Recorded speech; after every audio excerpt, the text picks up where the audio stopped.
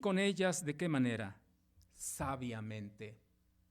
Me produce mucha atención, o me llama mucho la atención mejor, el verbo vivid. Vivid con ellas. Vivid con ellas significa compartir con ellas.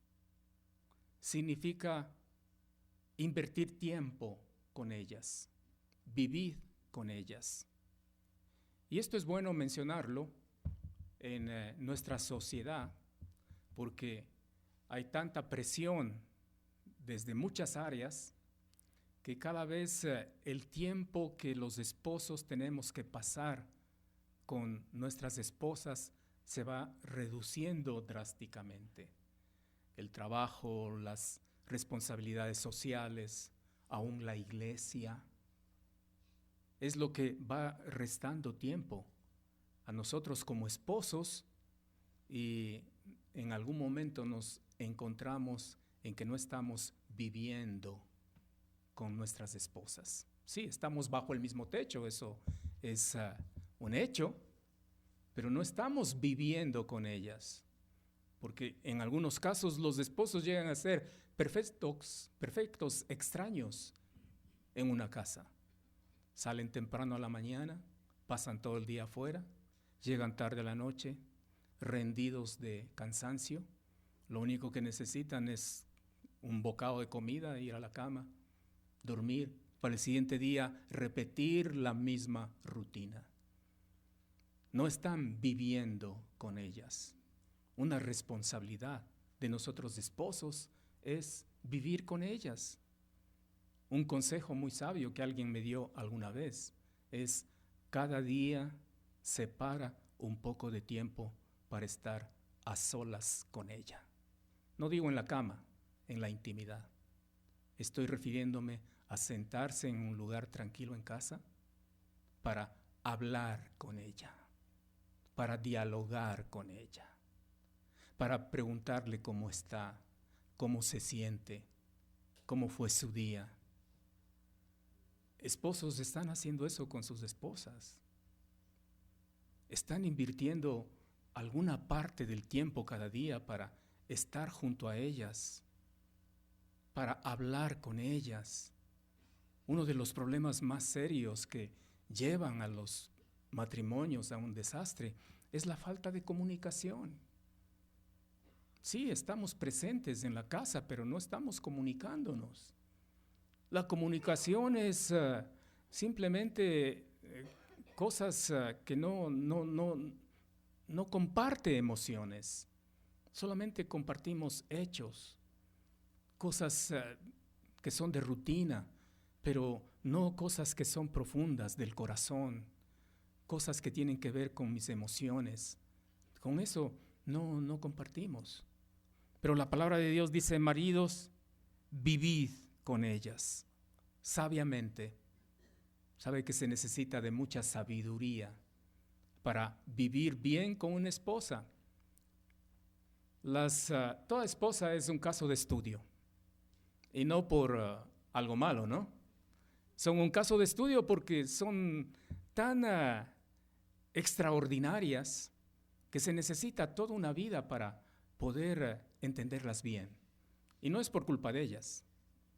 Por eso dice: maridos, vivid con ellas. ¿De qué manera? Sabiamente. Hay que hacer uso de mucha sabiduría para vivir con ellas. ¿Qué mandato tan necesario de la palabra de Dios? No dé por sentado que sí, ya se casó con ella y es cuestión simplemente de pasar tiempo con ella. No, necesita de mucha sabiduría. ¿Y de dónde proviene esa sabiduría? Pues proviene de Dios. Es Dios quien le va a dar la sabiduría. Vivid con ellas sabiamente. Luego dice: dando honor a la mujer como a vaso, ¿qué cosa? No frágil, más frágil. Dando honor a la mujer como a vaso más frágil. Esa expresión me encanta. Eso significa que, esposos, nosotros no podemos tratar a nuestras esposas a la patada. no podemos denigrarlas, ni con acciones, ni con actitudes. No podemos usar un vocabulario áspero con ellas. Debemos tratarlas como a vaso más frágil. ¿Ha visto usted cuando transportan vidrio en los vehículos de transporte? Los vidrios vienen bien embalados y con letreros muy visibles. ¿Y qué se lee en ese letrero? Frágil. Manéjese con cuidado, dicen. Y mi querido esposo, su esposa también tiene un letrero. Usted puede verlo, si está al lado, fíjese. Tiene un letrero ahí. Ella no lo nota, pero usted sí lo nota. ¿Y qué dice en ese letrero? Frágil, manéjese con cuidado. Usted no puede maltratar a su esposa. No puede denigrarla. Peor, poner sus manos encima para lastimarla. Perdón por mencionar esto, porque sí conozco de casos de creyentes que piensan que para que la esposa funcione bien hay que golpearla. No, la esposa no es pelota para patearla. La esposa no necesita golpes. La esposa necesita ser tratada como a vaso más frágil. La esposa es una joya. Las joyas no se tratan mal. A las joyas no se les pisotea. La esposa es un vaso más frágil. Y esposos, nosotros como maridos necesitamos vivir con ellas sabiamente, dando honor, dice. Interesante que esa palabra honor es la misma palabra que se utiliza para el respeto que tenemos hacia Dios. No estoy diciendo que las esposas sean diosas, por más hermosa que sea su esposa, no es una diosa, pero merece ser tratada como si lo fuera, dando honor a la mujer como a vaso más frágil. La esposa no es otro varón, usted no se casó con otro varón, sino con una mujer. Debe ser amable con ella, debe ser tierno con ella, debe ser comprensivo con ella. Si tiene vehículo, ábrale la puerta para que ella suba. Y cuando esté sentada, ahí cierre la puerta, no cuando ella tiene todavía la mano afuera. Así se trata a las cosas frágiles. Porque de otra manera estamos incumpliendo lo que dice la palabra de Dios. ¿Y no es cierto, esposas, que cuando un esposo le trata como a vaso más frágil, usted está como en la gloria? Pero cuando lo ve todo áspero, todo grosero, todo como que le fastidia y mal carácter, y usted se siente mal. ¿Por qué? Porque su esposo no le está tratando como usted debe ser tratada, como a vaso más frágil. ¿Y qué dice después? Y como a coherederas de la gracia de la vida. Esta expresión, la gracia de la vida, ha tenido varias interpretaciones, pero a mí me gusta una. Las otras puede ser también que sean válidas, pero a mí me gusta una. La gracia de la vida como que se refiere a que ella es con quien usted puede compartir el placer sin igual que trae la intimidad con la esposa. ¿Cómo usted puede tratar mal a alguien con quien usted comparte no solo el espíritu, sino también el alma y encima de eso también el cuerpo? ¿Cómo puede ser eso? Ella es la coheredera de la gracia de la vida. Ella es con quien usted comparte las cosas más preciosas y debe entonces tratarla de una manera adecuada, como a coheredera de la gracia de la vida. Y luego dice, ¿para qué? Cada vez que uno ve un para qué en la Biblia, deténgase a pensar mucho, porque los para qué se introducen propósitos. ¿Para qué? En este caso, vuestras oraciones no tengan, ¿qué cosa? Estorbo. ¿Sabe que cuando un esposo maltrata a su esposa, cuando un esposo está enojado con su esposa, cuando un esposo no habla a su esposa, no debe perder tiempo orando? Porque orar para él en esas condiciones es una pérdida de tiempo. La oración tiene estorbo. Si va a orar, primero asegúrese de estar bien con su esposa. Si hay algún problema, arréglelo. No piense así. No trato con mi esposa, estoy mal con ella, pero quiero estar bien con Dios y tengo mi tiempo devocional y me aparto a algún lugar para orar al Señor. No. El texto dice, para que vuestras oraciones no tengan estorbo. ¿Y cómo se quita ese estorbo en este caso? Pues tratando bien a la esposa, reconociendo que ella es el vaso más frágil, reconociendo que debo vivir con ella sabiamente. Eso quiere decir dedicándole el tiempo que ella necesita. Toda esposa necesita que nosotros esposos gastemos tiempo con ellas. Sería lindo que, como en algunas familias he visto, acostumbran que cada día o determinado día de una semana, ellos se ocupan de que los hijos estén con el cuidado de otras personas para tener un tiempo a solas.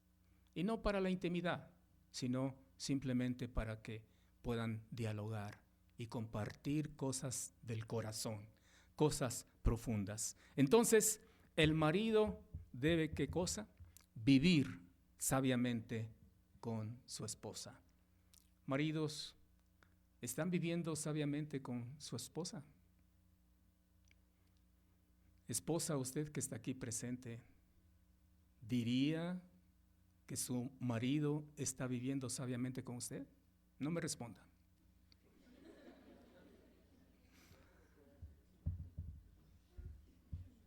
Pero esa es la obligación, es un mandato, no es una opción, es una orden. Y la orden proviene del Señor para nosotros esposos de vivir sabiamente con nuestras esposas. ¿Qué más? El marido debe gobernar su casa. Vamos a ver la cita en 1 a Timoteo, capítulo 3, versículo 4. Este está muy relacionado con el hecho de que los esposos son cabeza de la esposa.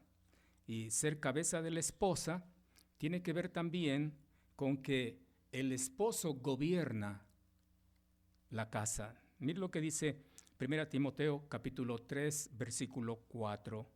Que gobierne bien su casa, que tenga a sus hijos en sujeción con toda honestidad. Este texto está en el contexto de los requisitos que deben tener los varones que anhelan obispado, por el que el versículo 1 dice, palabra fiel, si alguno anhela obispado, buena obra desea. Los obispos o ancianos o pastores en las iglesias no se hacen porque tienen mucho dinero o tienen una buena presencia o lo que sea. No, se hacen por cumplir con requisitos. Y aquí están los requisitos. Son requisitos de carácter los que dan el derecho a una persona para ser un anciano o un obispo o un pastor en una iglesia. Y uno de esos requisitos, de entre los varios que aparecen aquí, uno de esos está en el versículo 4. Que gobierne bien su casa y que tenga a sus hijos en sujeción con toda honestidad. Que gobierne bien su casa. El esposo debe ser un gobernador en la casa, no la esposa. La esposa no está para gobernar la casa. De eso vamos a hablar más adelante, cuando toque a las esposas. Pero por ahora es responsabilidad de los esposos el gobernar bien su casa. Al punto que si un varón, un creyente, no gobierna bien su casa, no está calificado para ser un anciano. Si la casa es un desastre, si es como en la época de los jueces que todos hacen lo que bien les parecía, entonces ese hombre, ese varón, no está calificado para ser un anciano. Y estos requisitos no son solamente para los que anhelan ser ancianos. Este requisito es para todos nosotros esposos. Debemos gobernar bien nuestra casa. Ese verbo gobernar denota la persona que está al mando de una embarcación. Es como un barco allí en el océano. Hay un capitán de ese barco y ese capitán es quien tiene el timón que va a dirigir al barco hacia la dirección que ese barco tiene que ir. Así debe ser el esposo. Él es el que debe tener las riendas dentro de la familia, no la esposa. A veces achacamos mucho y acusamos mucho a las esposas de que ellas son las que gobiernan,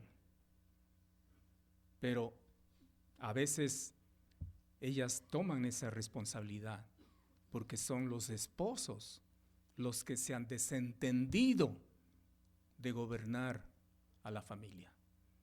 Pero un esposo en el modelo de Dios, un esposo que cumple con las funciones que Dios asigna a los maridos, es alguien que está gobernando, que gobierne bien su casa. Dentro de la casa habla de los hijos, que los hijos deben estar en sujeción. Más adelante vamos a ver que la parte de sujeción de los hijos tiene que ver con la obediencia. ¿Y quién es responsable directo de eso? Pues son los esposos que gobiernen bien su casa. Muy bien, ¿qué más? Otra función de los esposos, tal vez acá no hay mucho problema, porque la mayoría de nosotros hacemos esto. El marido debe proveer para la familia. Debe proveer para la familia. 1 Timoteo capítulo 5, versículo 8 dice: porque si alguno no provee para los suyos, y mayormente para los de su casa, ha negado la fe, y es peor que un incrédulo. El esposo, el marido, debe ser el proveedor para la familia. Él es el que trae el sustento para la familia.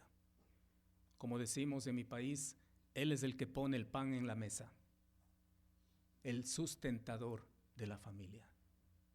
Tanto es así que un consejo que damos a los jóvenes que están pensando casarse es: no te cases hasta que puedas garantizar que vas a poder atender las necesidades de tu familia o de tu esposa. ¿Por qué? Porque es una función básica.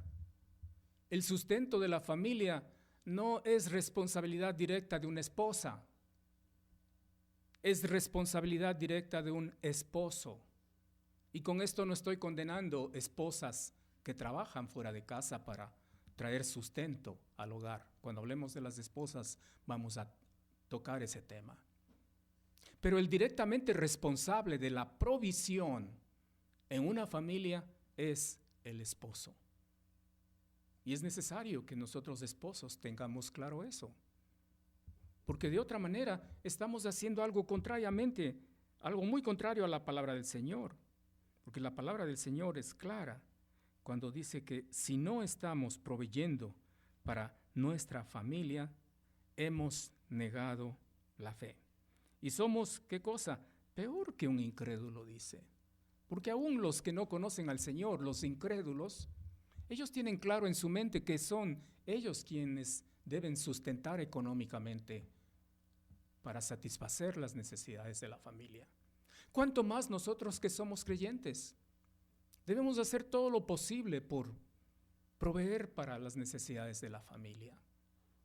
Yo sé que vivimos en un mundo donde a veces es complicado encontrar un trabajo estable, pero eso no nos libera de la responsabilidad de ser los sustentadores de la familia. No está bien que un esposo diga: bueno, sí, no tengo trabajo y no puedo ganar dinero, entonces que trabaje mi esposa. y yo voy a vivir, a quedarme en casa a cuidar a los niños y ella sale a trabajar. No, no es correcto. Lo correcto es que usted busque formas para traer el sustento para la familia. Haga lo que sea. Si es necesario estar en algún lugar para vender empanadas o lo que sea, hágalo. Tal vez no va